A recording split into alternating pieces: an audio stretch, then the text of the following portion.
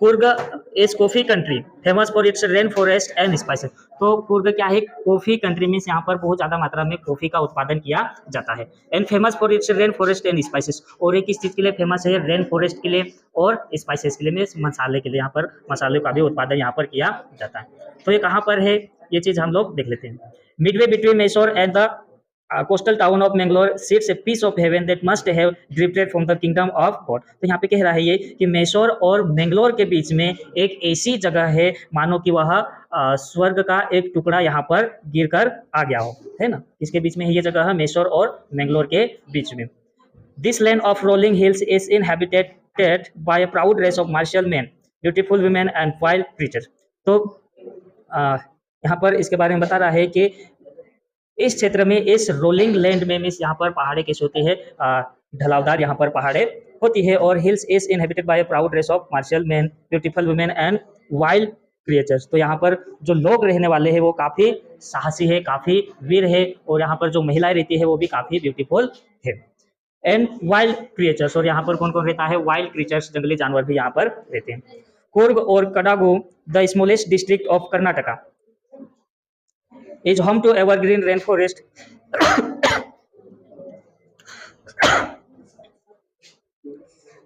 is home to evergreen rainforest spices and coffee plantation।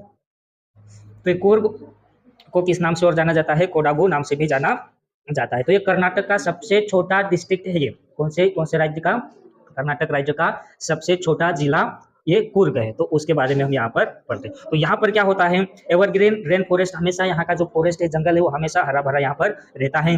Spices and coffee plantation, और यहाँ पर किस किस चीज का उत्पादन किया जाता है, कॉफी का उत्पादन किया जाता है, और स्पाइसेस मसालों का उत्पादन भी यहाँ पर किया जाता है। Evergreen rain forest cover 30% of this district. तो 100 में से लगभग 30% जंगल जो है इस जगह को कवर करके रखा। मीन्स इस पूरे जिले में कितना परसेंट जंगल है, 30% जंगल है। During the monsoons it pours enough to keep many visitors away. जब मानसून होता है, मीन्स जो बारिश का मौसम होता है, तो यहाँ पर विजिटर्स घूमने के लिए नहीं आते, क्योंकि अधिक मात्रा में यहाँ पर वर्षा होती है, तो विजिटर्स घूमने के लिए, टूरिस्ट लोग यहाँ पर आते नहीं। तो आते कब है, the season of Joy commences from September and continues till March. तो जो सीजन है जॉय का, खुशी का जो समय, मीन्स यहाँ पर घूमने जाने का जो समय है, वह कब से शुरू हो जाता है, सितंबर से शुरू होकर ये मार्च तक चलता है। The weather is perfect with some showers thrown in for good measure. तो इस समय पे मौसम काफी अच्छा होता है, और कभी कभी हल्का फुल्का बारिश भी यहाँ पर हो जाता है। The air breathes of invigorating coffee. तो यहाँ पे क्या बता रहा है कि जो एयर है, जो हवा है यहाँ पर, वह पूरी तरीके से सुगंधित है। किसके खुशबू से, ये कॉफी के खुशबू से पूरी तरीके से हवा यहाँ पर खुशबूदार हो जाती है। Coffee estates and colonial bungalows stand tucked under tree canopies in prime corners. तो यहाँ पर क्या बता रहा है कि जो बड़े बड़े जो पेड़ है, उनके नीचे बंगलोस बनाए हुए हैं। मीन्स अंग्रेजी शासनकाल में जो बंगलेस बना हुए थे उस समय पर, तो इस प्रकार के बंगलोस यहाँ पर बने हुए हैं, और उसके आजू बाजू में कौन है, काफी बड़े बड़े पेड़ यहाँ पर है। The fiercely independent people of Kurg are possibly of Greek और Arabic descent। यहाँ पर एक सवाल रहता है, एक रहस्य बना हुआ होता है कि लोगों को अभी तक निश्चित नहीं है कि ये कुर्गी लोग जो है ये आए तो आए कहाँ से, है ना। तो इनके पास दो ऑप्शन होते हैं हमेशा, कि हो सकता है ये ग्रीक हो, है ना, या हो सकता है ये अरब से आए हो, अरबिक हो। तो इनके सामने कितने रास्ते, दो ऑप्शन इनके सामने होते हैं। क्यों दो ऑप्शन होते हैं, क्योंकि ये दोनों का, अरबी का भी और ग्रीक का भी कुछ कुछ चीजें इनके साथ मिलती जुलती रहती हैं। तो क्या क्या होता है देखते हैं। As one story goes, a part of Alexander's army moved south along the coast and settled here when return become impractical. तो एक बार क्या हुआ था, जब अलेक्जेंडर की एक सेना की टुकड़ी समुद्र तट से होते हुए यहाँ पर आई थी, और जब यहाँ पर आकर क्या कर लिए, ये यहाँ पर आकर सेटल हो गए, क्योंकि इनको वापस जाना अच्छा नहीं लगा था। This people married amongst the locals and their culture is apparent in the martial traditions, marriage and religious rites, which are distinct from the Hindu mainstream।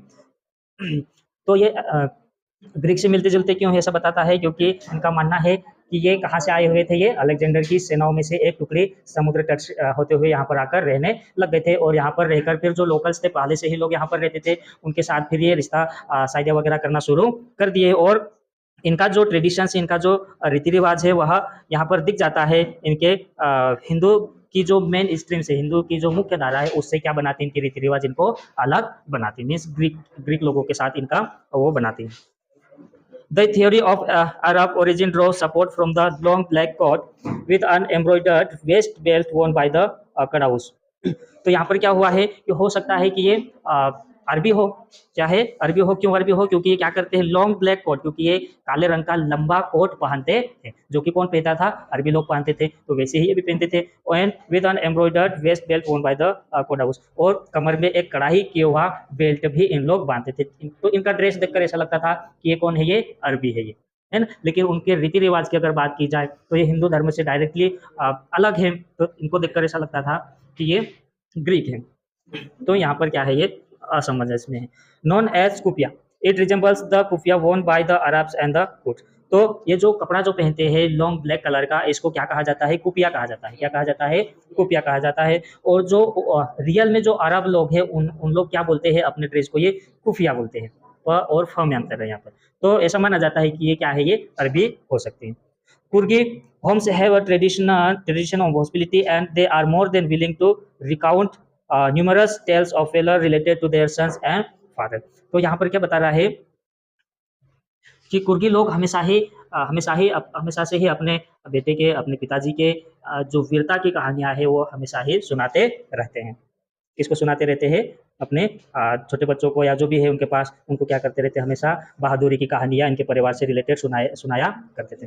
The Coorg regiment is one of the most decorated in the Indian Army, and the first chief of the Indian Army, General Cariappa, was a कुर्गी। तो यहाँ पर बता रहा है कि the Coorg regiment means Coorg के जो सैन्य दल है, वहाँ के जो सैनिक है, उन भारत में दी जाने वाले अवार्ड्स में से बहुत ज़्यादा अवार्ड्स इन लोगों ने लिया हुआ है एक इंडियन आर्मी के रूप में काम करते हुए, है ना। इंडियन आर्मी के रूप में काम करते हुए बहुत सारे अवार्ड्स इन्होंने हासिल किए हुए हैं। और जो पहला चीफ था इंडिया का, first chief of the Indian army का जो फर्स्ट चीफ था वह कौन था? जनरल करियप्पा था, और वह एक कुर्गी व्यक्ति था। तो इसे याद रखना कि first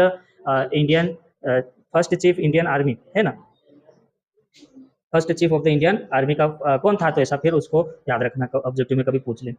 even now Kodavas are the only people in India permitted to carry firearms without a licence. और वर्तमान समय में केवल कुर्गी ही ऐसे लोग हैं जिनको बिना लाइसेंस के बंदूक रखने का परमिशन, इजाजत इनको मिला है ना। बिना परमिशन का ये क्या कर सकते हैं?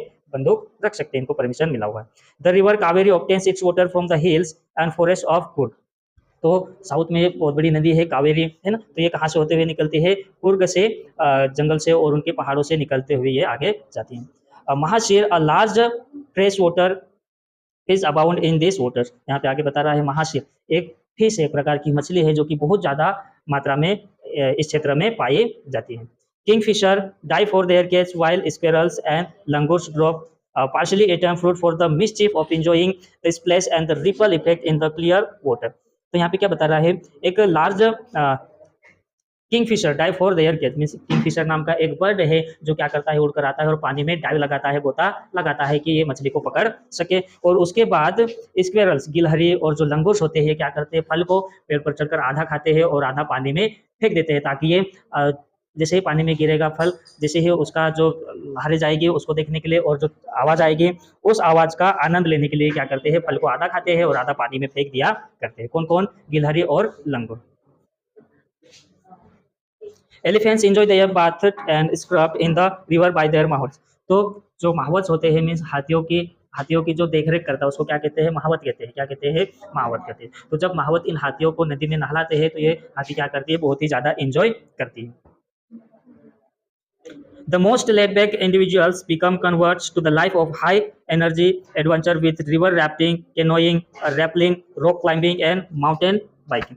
तो अगर कोई व्यक्ति यहाँ पर चले जाता है, कुर्ग में चले जाता है, मीन्स कितना भी आलसी व्यक्ति हो, है ना, कितना भी आलसी व्यक्ति हो, अगर वह यहाँ पर चले जाता है तो उसका आलसी किस में कन्वर्ट हो जाता है? किस में परिवर्तन हो जाता है? एक ऊर्जा में परिवर्तन हो जाता है, एक ताकत उसके अंदर, एनर्जी उसके अंदर आ जाती है। कैसे आ जाती है? क्योंकि विथ रिवर रैफ्टिंग, नदी में नौका चलाना, है ना, केनोइंग गोता लगाना, डुबकी लगाना, रैपलिंग, है ना, मीन्स रस्सी की सहायता से एक स्थान से दूसरे स्थान जाना, रॉक क्लाइंबिंग पहाड़ों पर चढ़ना रस्सी पकड़ के, है ना, एंड माउंटेन बाइकिंग और बाइक चलाना वहाँ पर।